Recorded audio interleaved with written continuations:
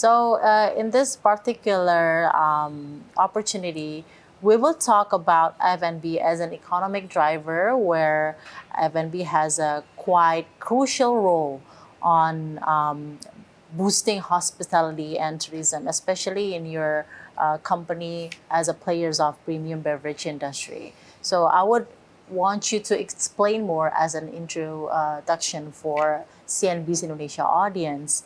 Please share your business background in Indonesia, what your company do. Okay, so one F&B as an industry and premium beverages for hospitality sector and tourism sector are the two sectors where we impact the most. Whether it is creating employment, developing skills, generating revenue. So that's one area where we impact the most. Diageo as a company is one of the world's largest premium spirits company. We have been here in Indonesia since 1973. But 2014 is when we started local production in Bali. And that's where we, when you do local production, you generate a lot more local employment, local community, Then you need, helps on logistics, commodity things that we are securing, raw materials. So there are a lot of those other areas in which we support the local economy.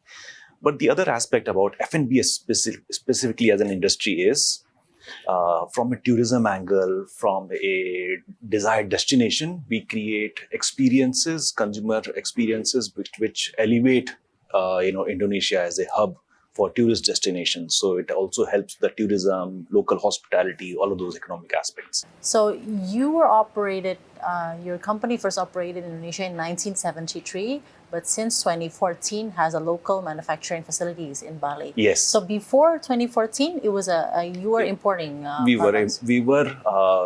Guinness was available in Indonesia. It was produced locally and we were focused on sales and marketing. But then we started our own production of local spirits. These are international brands like Captain Morgan Rum, Smirnoff, world's #1 vodka. But we produce them locally and also use that facility not just to service Indonesia demand, but actually the other aspect is that is also becoming a big export hub for entire Southeast Asia. So from Bali, we are exporting to Thailand, to Philippines, to China, to Japan. So there is incremental export revenues that factory is providing from an economic standpoint. How significant is the strength of your Indonesia's manufacturing facility in Bali for Diageo's business portfolio in Southeast Asia? And what unique market dynamics do you see here? Why making a local facilities manufacturing, especially in Bali, Indonesia? So it's besides it's very beautiful. It's a very beautiful place, of course. It is. So overall, if you look at macro, Indonesia is a big market with big potential. So that's the reason why having a local facility allows us to have world's best-selling brands produced in locally in Indonesia and Bali, which allows us to have these brands, world-class brands, at a very affordable price to local Indonesian consumers. So that's one advantage. Yeah. And within ASEAN, it also gives us the advantage to service other markets. Otherwise, we would have imported all of these from UK into here. But if you are able to produce locally, then we are able to meet the demands of Thailand and other markets like Philippines. Even now, China and Japan are sourcing from Bali plant. So, and it's a decent capacity.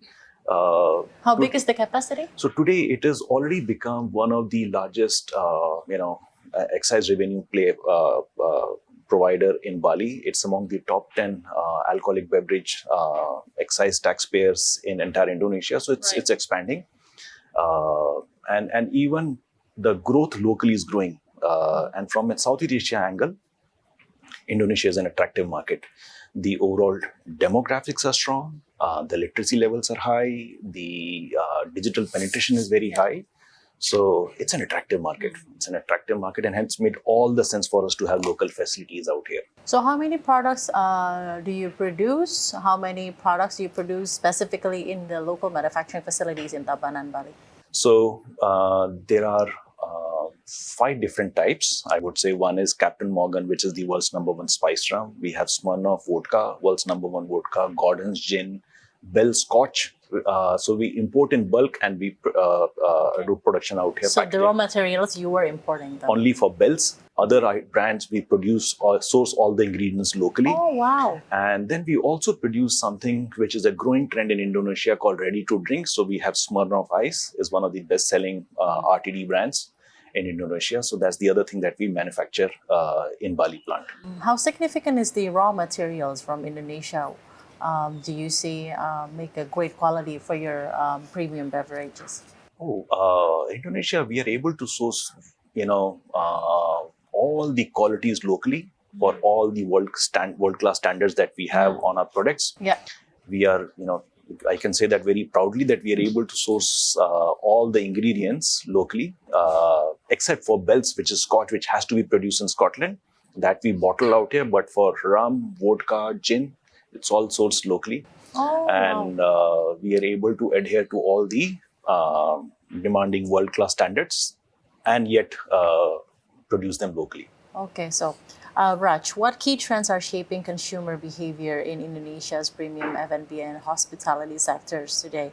Did you see any trends specifically? There are some aspects which are really emerging. One, the consumers, Indonesian consumers, are really seeking a lot of craft.